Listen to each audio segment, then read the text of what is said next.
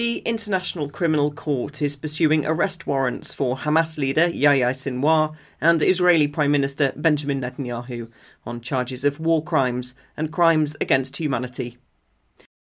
In Turkey, the pro-Kurdish People's Equality and Democracy Party co-chairs have visited Figen Yüksekdağ in prison.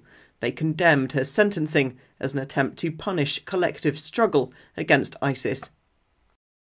London has seen a symposium drawing attention to the continued detention of Kurdish leader Abdullah Öcalan, as news breaks that his isolation has been continued for a further 6 months.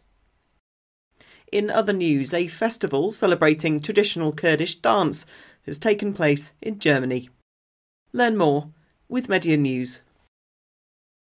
The International Criminal Court is pursuing arrest warrants for Hamas leader Yahya Sinwar and Israeli Prime Minister Benjamin Netanyahu on charges of war crimes and crimes against humanity, the ICC chief prosecutor Karim Khan announced on Monday. The charges relate to the 7th of October attacks on Israel and the ensuing conflict in Gaza.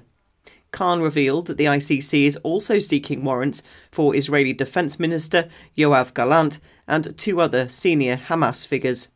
This move marks the first time the ICC has targeted the top leader of a close US ally. The decision places Netanyahu alongside Russian President Vladimir Putin, against whom the ICC issued an arrest warrant over the war in Ukraine.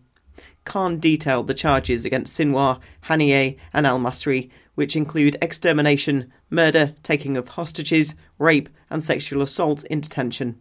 The charges against Netanyahu and Gallant include causing extermination, causing starvation as a method of war, including the denial of humanitarian relief supplies, and deliberately targeting civilians in conflict, Khan told CNN's Christian Alampour.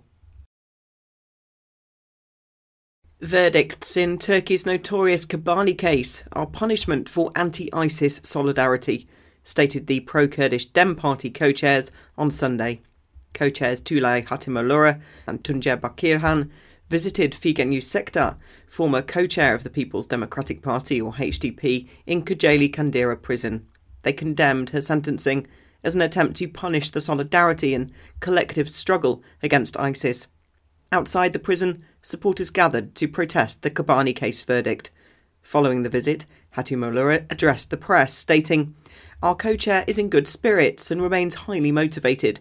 She extends her thanks to all institutions, political party representatives and civil society organisations who supported her throughout the trial." Hatimolura explained Yüksekdağ's perspective on the sentences, saying, "This decision aims to condemn the solidarity and shared struggle. From the start, we've called the Kobani case a political and retaliatory case. Those who showed the strongest stance against ISIS in Turkey, the Middle East and globally are now being punished.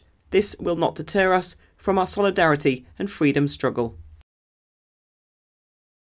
The Kurdish People's Assembly hosted a symposium on political prisoners at SOAS University in London, the UK, on the 18th of May, with a focus on the detention conditions of Kurdish leader Abdullah Öcalan. Mazlum Dinç, Öcalan's lawyer from the Asrin Law Office, provided an update on Öcalan's situation at İmralı Prison Island. 2015 yılından bu yana 9 yıldır aslında mutlak tecrit altında, yani avukat ve aile görüşmeleri tamamen yasaklanmış durumda. The Kurdish leader has just received yet another visitor ban, perpetuating his incommunicado detention and prompting an appeal to Turkey's constitutional court against the new 6-month ban on lawyer visits to İmralı. The symposium, organised by the Kurdish People's Assembly, the Platform for the Voice of Prisoners and the International Committee for Solidarity with Political Prisoners, drew numerous academics, dignitaries and representatives of various organisations. Dr. Thomas Jeffrey Miley, a professor of sociology at Cambridge University, offered an academic perspective on political imprisonment and state repression. An amnesty for political prisoners is a part of peace processes, and it's about a recalculation, reequilibration in the balance of repression and accommodation that states make with respect to dealing with so-called political prisoners. The 35th Festival of Folklore Dances of Kurdistan took place on the 18th and 19th of May in Germany. The festival follows a long tradition, first celebrated in 1986. It aims to keep the Kurdish culture alive for the Kurdish diaspora in Europe. The festival began with a presentation of traditional Kurdish Govan dancing in the streets of Esslingen. Over 1,200 spectators followed the display of traditional dances. Women played a leading role in this year's festival, with many groups consisting exclusively of female members. The first place was awarded to the group Koma Shiar from the German city of Salzgitter, displaying dances from Diyarbakir. The group Koma Avina Welat, an all-women group from the Swiss city of Basel, came second place. Koma Govenda Baran from Cologne was awarded the third place, and also prized for the best traditional clothes for a performance of dances from the Hakkari region. The prize for the best research was given to the group Kuliken Welat, presenting a theatrical play from the Assyrian region of Tur Abdin in southeastern Turkey.